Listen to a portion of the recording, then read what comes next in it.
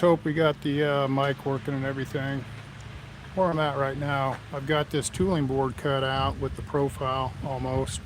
So I'm going to go and trim the rough shape of these two tooling boards with the jigsaw. And then I'm going to glue these two halves together. But I'll show you what I got going. I've also got a plug made for the Genesis 35 it's going. So 2-inch board, basically this is one way to do it.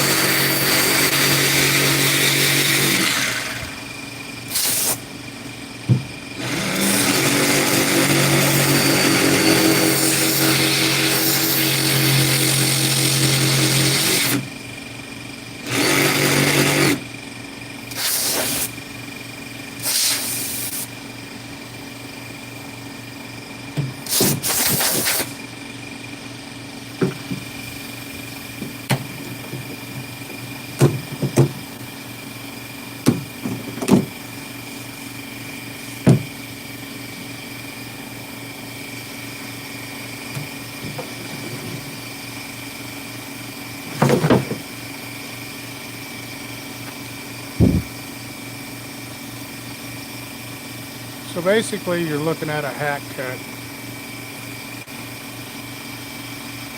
This cut here, it's not even 90, but that'll get us pretty close.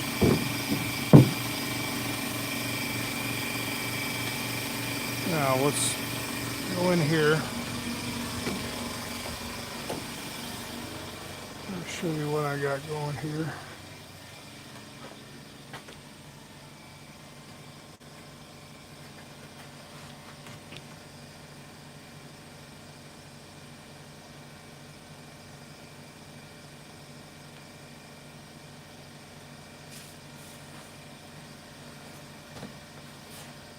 So I took the Genesis 35 plan,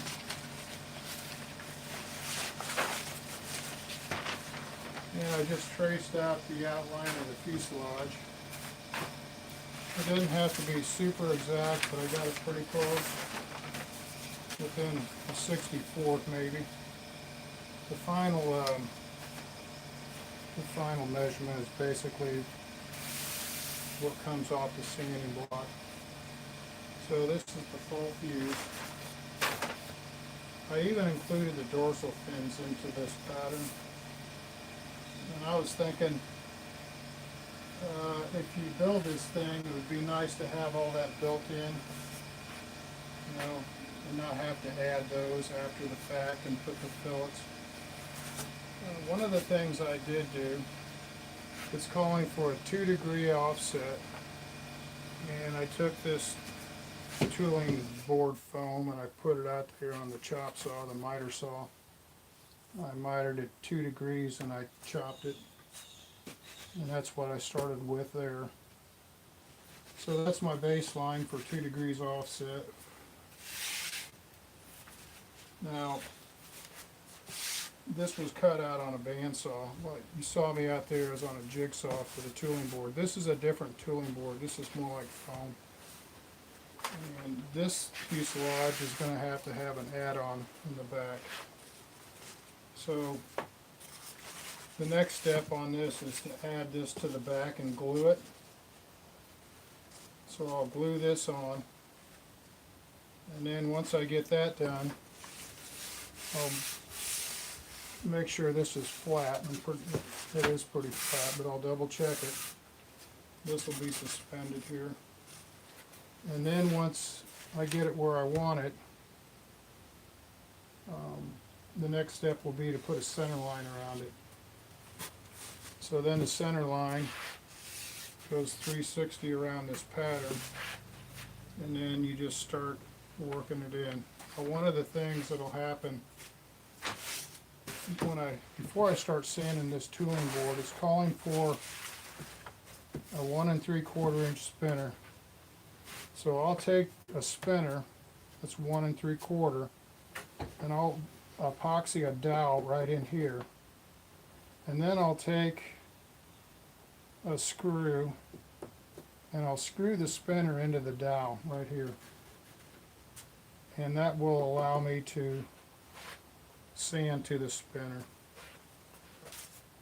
Now the other thing that helps, if you put a threaded rod or a dowel in there, when it comes time to put primer on this plug, it allows you to attach to that point. You can run your attachment point and put it on your fixture to paint it. Now, this board is different than the tooling board. It's got to be primed and painted. If you look at it here, you see how easy it is to, it basically cuts like butter. If this was 4-pound balsa or 5-pound, that's about how easy it would carve. So, and it sands just as easy. So with this stuff, sometimes you gotta be careful you don't overshoot how much you sand or carved. You might have to build it back, but the idea, once it's all sanded and it's complete, to plug where I want it, and then I'll go ahead and probably lightly glass it and then auto body primer it with a catalyzed primer. The other thing, when I do this fuselage, I think it's showing on the plans flat sides here. And he's got the thickest fuselage is 2 1/4, and I went 2 5/8 or 2 5/16. So what I'm planning on doing, instead of the flat sides, I want a continuous curve around the sides. I don't want it to flatten out. It's the same principle with a 55-gallon drum. When they run the bead around it, it adds strength to it. The other thing I'm contemplating doing, maybe back here with the stab, as it comes off the stab, and then I'd have like a little bead that runs down the side right here. So it would be a fillet right off the horizontal stab here, and then maybe just run a little bead down, and it would be advantageous for rigidity.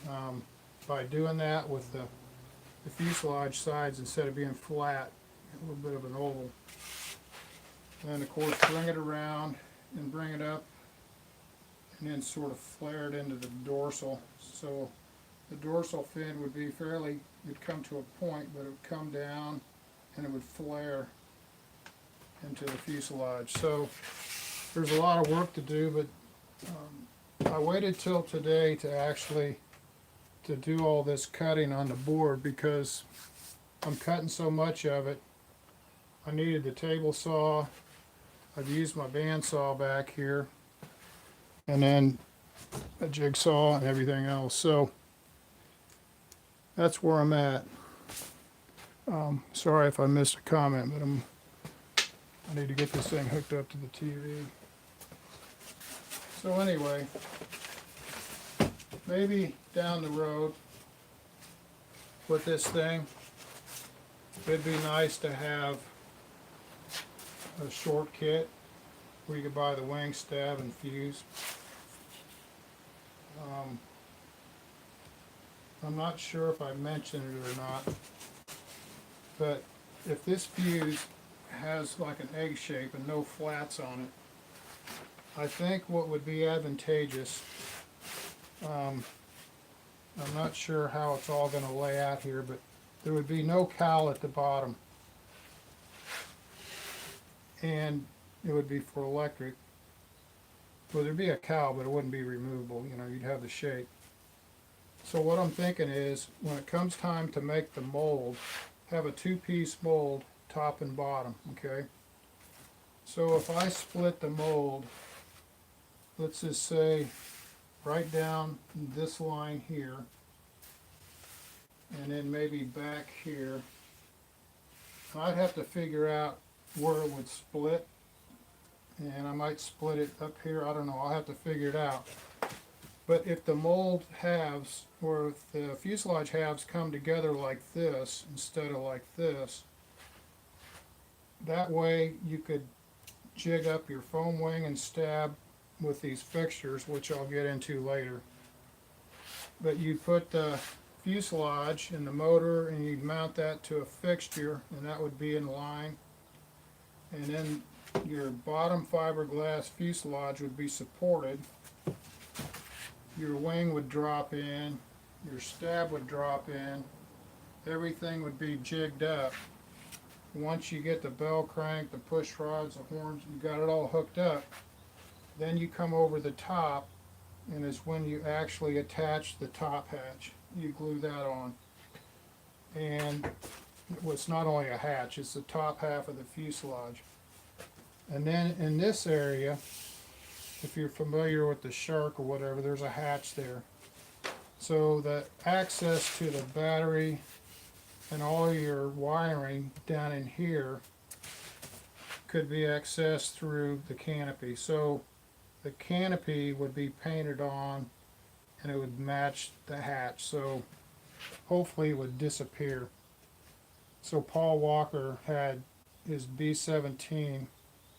The nose came off, but you'd never know it because the seam was where his ink line was. So you can disguise that hatch by that canopy.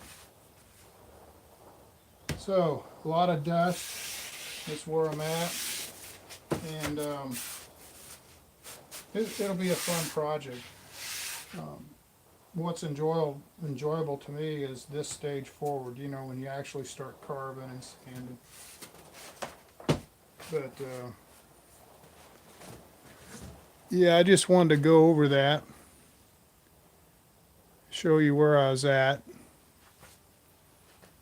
and I'll tune back in. I think what I'll do is just shorts here and there. I'll put a bunch of shorts up, keep you abreast of the progress of this crazy whole thing, and make a lot of dust, and life is good. Thanks for coming by.